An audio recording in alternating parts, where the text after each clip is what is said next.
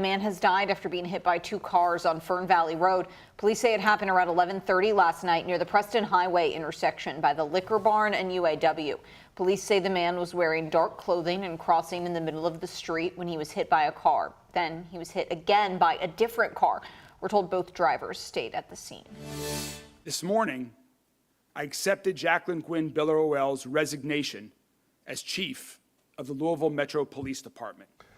Less than a year on the job and she is out. Jacqueline Gwynn Biller-Roell is now the former chief of the LMPD. She resigned in the wake of several sexual harassment investigations inside the department. It is our top story this morning and one Jim Stratman's been following. Jim, this came with an announcement of some new reforms here as well, things LMPD is actually going to be doing. Yeah, they're going to be focusing on ways that you can report sexual harassment allegations within the department. Now, right now, LMPD has 3 sexual harassment allegations on their hands, 2 lawsuits, all of these coming to light in the last 2 weeks. Now, as a result, those are Major Brian Kruger, Lieutenant Jeff Lauder, and Major Shannon Lauder. Now, 2 weeks ago, former Chief Gwynn Biller-Roell was placed on administrative leave after the first of those allegations surfaced. Now, as the investigation into how she handled the claim was launched as well. Mayor Craig Greenberg said she handed in her resignation yesterday morning, and the mayor named Acting Chief Paul Humphrey as the interim chief. He also demanded significant reforms within the department. In order to do that, we have to strengthen the culture of trust and respect within the department itself. The sexual harassment allegations we've seen and the way they've been handled make it clear that there need to be even more changes at LMPD.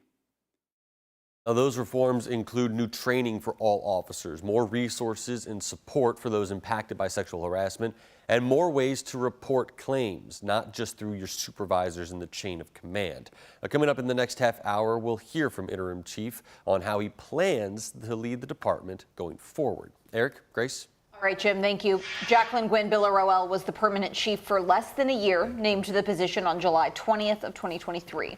The mayor says she'll continue to be paid for 4 more months. Gwynn Biller-Roell was making just over $230,000, according to the Metro salary database. Mayor Greenberg says as of now, there is no search for the next chief because the department needs to focus on completing consent decree negotiations with the Department of Justice. For links to our full reports on the LMPD sexual harassment allegations, click this story on the WHAS11.com homepage. In hours after the police chief shakeup, more news hit the department. A Louisville Metro police detective is now facing charges after a crash in Mount Washington. The Metro Police spokesperson says Detective Timothy Davis was arrested yesterday on several charges, including tampering with physical evidence, criminal mischief, and reckless driving. Police say Davis was involved in a crash in his unmarked car while off duty on May 18th. He was then placed on administrative light duty. He is now on administrative leave. It is 6:05 and training for TARC bus drivers looking to drive for JCPS could begin as early as July the 8th. That was one of the details discussed during last night's school board meeting as they broke down the transportation agreement with TARC. TARC is set to send more than 70 drivers to the district. If all of those drivers take the jobs, Superintendent Dr. Marty Polio says service will be restored to the 7:30 a.m. magnet and traditional depots. But TARC drivers won't start until the 3rd week of school. So Dr. Polio says you should still expect delays on the first day. It would be nearly impossible to add back to depot and to be ready for the first day of school. So that's just something that wouldn't be possible. But we would like to be able to tell some kids that in 2 to 3 weeks you will have services back. Dr. Polio said the district would need more than 700 drivers to fully restore service. Currently, it has under 550. So restored services will be given to students who need it the most, starting in District 1. Polio also said 65% of routes have been completed, and the district is hiring a traffic coordinator to make sure car lines run smoothly. JCPS is also hosting another bus driver blitz hiring event today. There will be on-site applications, interviews, and physicals. It's from 9 until 2 at the Norton Sports and Learning Center. You're asked to bring a driver's license, 2 forms of ID, a copy of your high school diploma or GED, a voided check, and 2 references. You can also apply online. Also today, Jeffersonville Mayor Mike Moore will help break ground on the city's newest neighborhood, Springdale Meadow. The city says the new development will house 10 homes featuring 3 bedrooms, 2 baths, and a 2-car garage.